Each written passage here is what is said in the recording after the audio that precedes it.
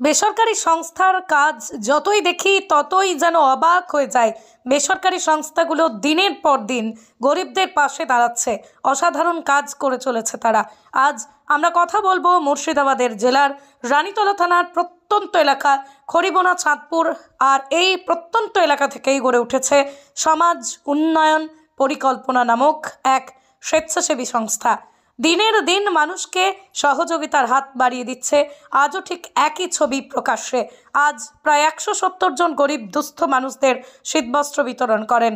ধর্ম বর্ণ নির্বিশেষে এই কম্বল বিতরণ সম্পন্ন করা হয়।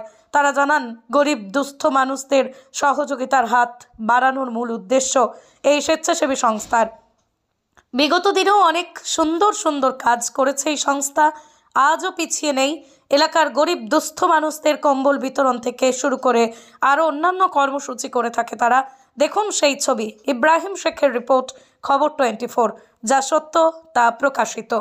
এই সংস্থা বিগত দিনে 2023 সাল থেকে এই যুব কমিটি শুরু হয়েছে। এর পরে পরে আমরা 2024 জানুয়ারির 18 তারিখে আমরা কিছু দুস্থ অসহায় মানুষদের কাছে শীতবস্ত্র বিতরণ করা হয়েছিল।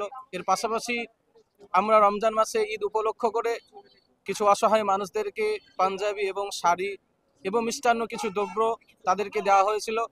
এবং আজ আমাদের যে অনুষ্ঠান উপস্থিত হয়েছে সেই অনুষ্ঠানে 170 জন মানুষকে এই অত্যন্ত শীতের কারণে তাদেরকে শীতবস্ত্র বিতরণ করা হচ্ছে। আমরা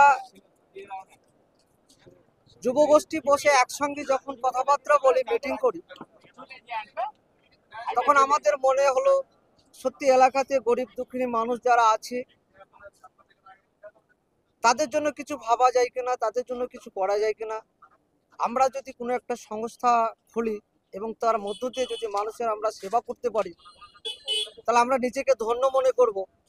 এইরূপ চিন্তা ভাবনা নিয়ে আমরা 2023 সালের সেপ্টেম্বর মাসে একটা কমিটি গঠন করি এবং সেই কমিটির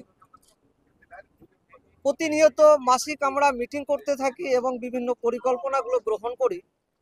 তার মধ্য দিয়ে যেমন আমরা 2024 সালে 2023 সালেও আমরা কয়েকজন অসুস্থ মানুষকে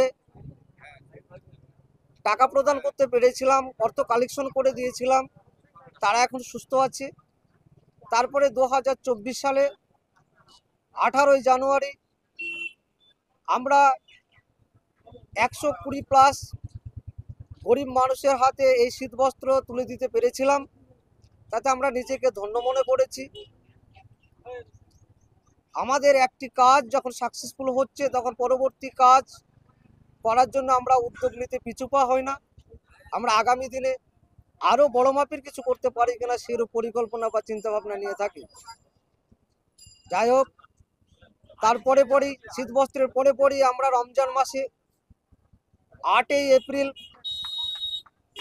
মিষ্টান্ন দ্রব্য সহ কিছু শাড়ি, লুঙ্গি, পাঞ্জাবি আমরা প্রদান করেছিলাম।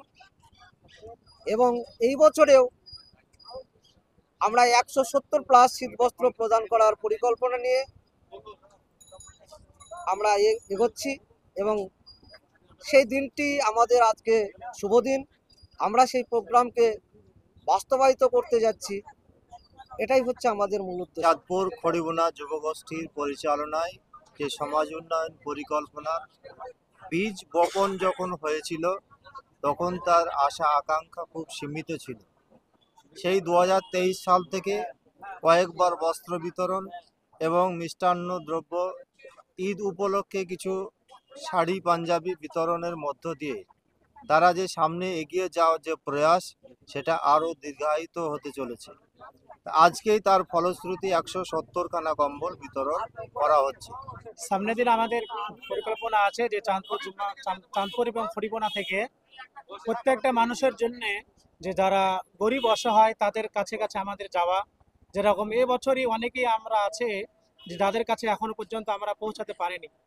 তো সামনেবার ইনশাল্লাহ আমরা তাদের কাছে আমরা চেষ্টা করব যে তাদের কাছে আমরা টোকনটা পৌঁছে দিয়ে সামনে যেরকম রমজান আসছে, সেই রমজানের আগে আমরা একটা চিন্তা ভাবনা নিয়ে এসেছি যে তাদের কাছে আমরা কিছু মিষ্টি দ্রব্য এবং ইফতারের কিছু ব্যবস্থা, এবং তারপরে পরে তো আমাদের ঈদের সময় চলে আসে। তো ঈদের মুহূর্তে আমরা কিছু গরিব অসহায় মানুষদের কাছে আমরা কিছু দেওয়ার জন্য আমরা ভেবেছি।